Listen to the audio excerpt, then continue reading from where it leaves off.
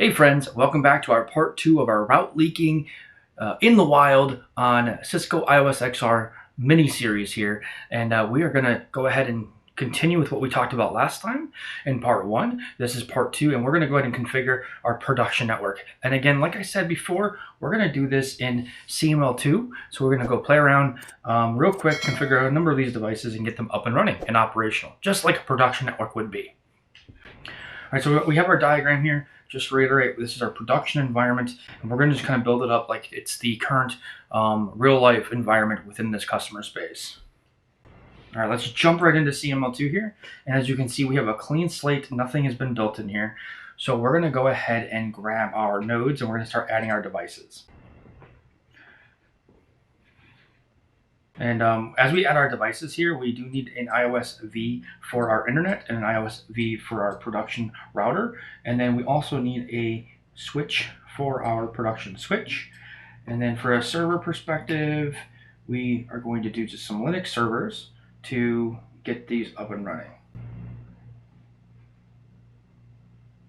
All right, so we got our servers. We're going to go ahead and connect them in a minute. Let's make this closer so I can't see it now. There we go. So you can zoom in and zoom out, which is kind of nice. I didn't know that. That's kind of intuitive. Just kind of made that happen and it worked perfectly fine. So as you can see here, we're just going to move our objects around here. We'll rename them in a minute and then we'll connect them all up. We also need to add our core router, which is going to be an iOS XR V image. So we'll pop that guy right there. And there now we have our kind of high-level routers and devices in this topology. So now what we're going to do is add our links. And our links shouldn't be too crazy here. And we can always reference our diagram on where the links are connecting, right? So you can see here I put the kind of ports that everything's connecting in, and it just makes it easier from a configuration standpoint. All right, so let's move our devices just a little bit like our topology, our actual diagram does, something along those lines, right? And let's go ahead and rename everything. So if we go, whoopsies, did not mean to do that. Stay. Halt. All right, so if I go down here, lab info, I should be able to put a name. Sweet, iNet, done. And then right here, same thing. This is going to be our core RTR. And then over here is going to be our production router, right? If it lets me do it, there we go. Production, prod, RTR. And our switch, just like our diagram showed, is going to be our production switch. Okay, and then our devices here, our servers, our temp servers that we're showing. This guy is going to be our shared server. So we're going to say shared server. I should do a underscore here. Shared server, and this guy is going to be our production server. Just for the giggles here, just for the test server. All right, there's our devices, there's our connectivity. All of our links are created, all of our names are created. Let's go ahead and start this lab right up, and hopefully we can get some configuration in. Yeah, let's do it. All right, so I'm going to go to simulate, and I'm going to hit start lab. This might take a minute for it to start, so I will fast forward. Be back in a minute. All right, so it looks like some of our devices are starting to come online. All right, so we're going to go ahead and start configuring IP addresses. So I recommend when you're going to do something like this, always have a plan, always have a step, kind of high level idea of what you're going to do. So for this, I'm going to teach you or show you that I'm going to do my IP addresses first and validate that they're configured. And then I'm going to do my IGP, validate that that's configured. And then I'm going to do the external BGP, eBGP kind of neighborship, and then redistribute the routes that I care about from BGP into OSPF or from OSPF into BGP, depending on what I'm doing. So let's just go ahead and get in there. So first thing first, on our production switch here, we're going to be doing a couple things. I like to have this bigger, and I'm going to make this kind of a bigger situation here. All right, so this is our production switch. We're going to give it our host name. This is going to be prod switch. Oh, that's not the host name I wanted to give it. I want to do underscore here. All right, so we're going to have 2 VLANs on this guy. We're going to have VLAN 100. Oop, I got to create the VLANs first. So VLAN 100 is going to be our production servers VLAN. We're going to call that prod SRV. And then VLAN 200 is going to be our shared services network. So all those shared services that we cared about. And shared services, again, could be DNS, DHCP, AD, authentication, time, all the shared kind of resources that you guys care about, right? All right, so we got our VLANs configured here. We're going to go ahead and create our VLAN interfaces real quick. So this is going to be VLAN 100. I like to do, this is going to be our production server. Oh, can't type today. Production, hi Obi. Production server network. And this is going to be our IP address. Our default gateway for this is going to be 100, 100, 100.1. And we're going to do a /24. So it's got a 0 there. No shut the interface. Interface of VLAN 200. We're going to do pretty much the same thing, just different IP. All right, so here we have, oops, I messed up here. Description, 1, 2, 3. I like to do the stars. I like stars. This is going to be, oh, it's not 200. Oh, I made a boo-boo. I made a mistake.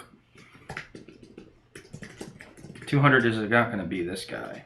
No interface VLAN, no VLAN. 200, VLAN 150, and this guy's name is going to be our shared server, SRV. I'm going to exit.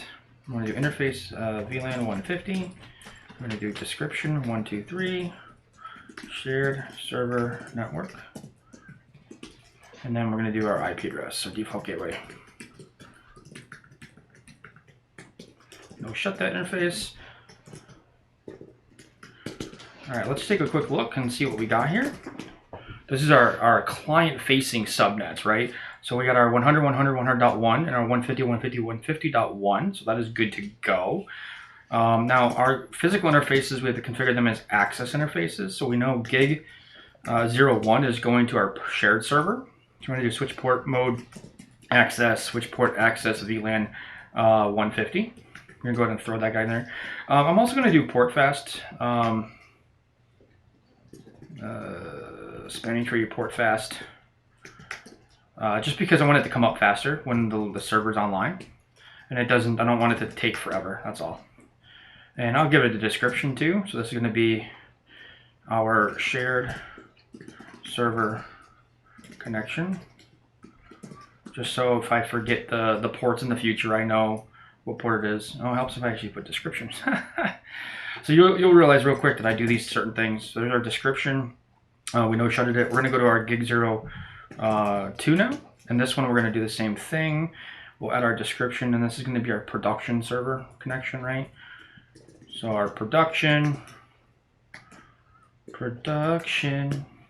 and then this one's going to be switch port mode access, switch port access VLAN 100. And we're going to do the same thing, spanning tree port fast, just so it comes up faster. It will eventually come up, but I like to make sure it comes up. And we know shut the port, because by default on these devices that we're running, they're shut. So I do a show IP in brief real quick. Those ports should all be up now. So from an access perspective, this switch is configured, right? We have our networks, we have our VLANs, we have them connected to our hosts. So now we need our link address going up to our prod RTR. And in this case, every device has an ID, and that's how we do our IP address scheme. So as we go through here, we will have every single device is going to have an ID, and this switch's ID is 4, and production RTR's ID is 3. So our network should be 10.10.3.4, and then the last IP is going to be whatever device we're on. So in this case, gig 00 is our interface. Description, we're going to do connection to prod RTR, and sometimes I'll do the port number in here too, that way I don't have to look it up later. And this is going to be IP address, no? Oh, on the switch, this is actually configured as a switch port by default. So we actually have to go no switch port, like that, and then we got to do our IP address. That's, if that happens, that's what the case is for you guys. That's what you see. Let me just hit enter a couple times so you guys can see what I'm doing. So 10.10, and again, 3.4 is going to be our third octet there, and this happens to be our switch, so it's 4. And this is just going to be a /24. No shut. All right, and the other thing we're going to do is a loopback address on here for this switch, loopback 0, just so we have it. IP address is going to be 10.10.4.4.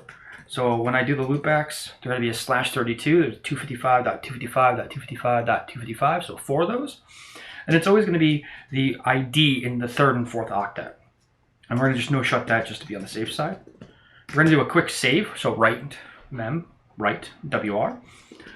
And now if we do a quick show IP in brief, we should see exclude unassigned. Our IP addresses are all configured. So we have 10.10.34.4, we have our loopback address, we have our 2 links, 2 subnets facing our hosts. So this guy is good to go from an IP address standpoint. Let's go ahead and configure our production router. All right. So for our production router, he has no access ports. He's not the edge. He's not where hosts and clients and devices are going to be connecting. He's really just there for routing purposes, right? So as this kind of boots up, I'm actually going to go ahead and hit enter on the internet switch too, or the internet router too. All right, so first thing we're going to do is configure our host name. If I can type today, that'd be awesome, right? Prod RTR. Loopback address first, because that's the wrong loopback interface. 09. Interface loopback 0. There we go. IP address 10.10.3.3. This is ID is 3. Okay, we're going to do a no shut on that. And then we're going to do our first link going from our production router down to our production switch. So we're doing this kind of connection right here. And then we'll do the link going to our core router. So from production router to production switch, that is going to be gig 02. So interface gig 0/2. We're going to do a description here. I'll do prod switch SW gig 0/0 connection. Again, that's just how I like to describe my interfaces so I know what I'm doing. 10.10.34, remember 3.4, that's our ID. 3 is prod RTR's ID, excuse me, and 4 is production switch's ID. And then since we're on our prod RTR, where it's .3. And this was a /24. No shut.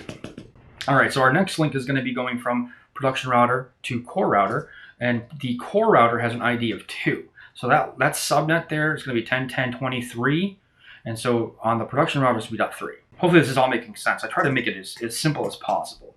And that link going there is gig 00. So we're going to do our description again like always. And this is going to be core, I can type, RTR, gig. Now this is going to be a little different of an interface because this is iOS XR code. So I like to actually specify the specific naming scheme for the interfaces. And we're going to go ahead and configure the IP 10.10.23.3.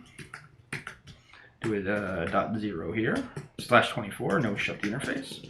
All right, so from an IP address standpoint, if we do a quick show IP in brief, we should see that we are configured. Show IP int brief, exclude unassigned. All right, that's good to go. We have our IP addresses configured on this guy. All right. Now our next step is to configure our core routers information. Now this will be a little different because this is actually iOS XR, right? So it's a different configuration code and everything. So first thing we're gonna do is do our host name. This will be our core RTR. Now when you are configuring iOS XR, you're gonna wanna make sure that you commit. It's not like iOS where it automatically takes the command. You actually have to do your configurations and then type commit afterwards, and then it applies the config. And it'll error out if something's not right. So just keep that in mind. It'll give you an error and it'll say, hey, this isn't right. You need to go check your configuration, right? But it doesn't take the configuration until you hit commit. So just keep that in mind. Now the commands will be a little different here because it's iOS XRV or XR. I'm using XR, iOS XRV. All right, so we're gonna just go ahead and configure our loopback address first, right? So IP, this is a little different when you do IPv4 address here because it's IPv6, it understands IPv6. So this is gonna be 10.10.2.2, and there's a /32. Now this code lets us do slash notation here. We do no shut. And then on the interfaces, so we know our gig 0000 interface, that is going to description, and this is going to be our prod RTR gig 00 connection. And And then this is going to be IPv4 address 10.10 is 23.2. And again, that's a /24. So here I could do the subnet, or I could just do /24. It does understand both. And we'll do a no shut. And I like to do commit here just to make sure it takes everything. And it did. All right, and now we're going to go ahead and configure our up-facing interface to iNet, or our internet router. This is going to be gig 0002. And we'll do a description. 1, 2, 3, and this is going to be iNet gig 00 connection 1, 2, 3, and here we're going to do IPv4 address. Now this one's going to be different because it's an external facing IP. It's actually an internet IP address, so it's the 66. And here the way that I'm going to be doing this is the 66 is our internet facing IP. The first octet is going to be the iNet octet, which is 1 or ID. The second one is going to be our ID, and then the IP is ours. And we'll just do a /24 here, not a big deal. No shut and commit. So now we check this real quick. We'll exit out, show IP and brief. We should see our loopback address, which we have. We should see our link going to, so we should see our loopback address. I gotta look at the camera, right? Which we have. We should also see our link to the internet and our link to production RTR. All right, our last IP configuration we need to do is on our iNet. So do some basic configs real quick. Hostname. This is going to be iNet. And just for giggles, I'm creating a loopback address, and this is going to be IP address. Whoops, can't type today. IP address 8.8.8.8.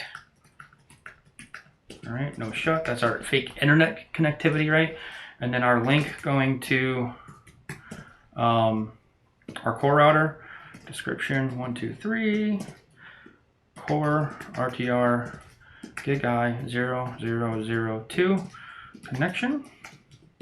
And here we're going to give it an IP address of 6612.1.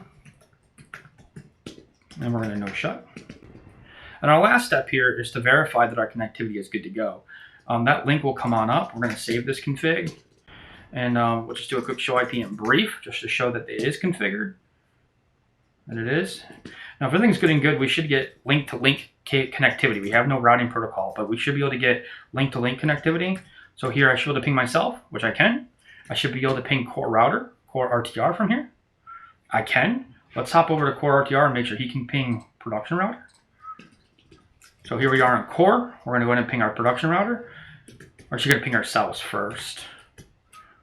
Because we're 2, we can. We're going to ping production router. And this is just a quick verification that this is actually working.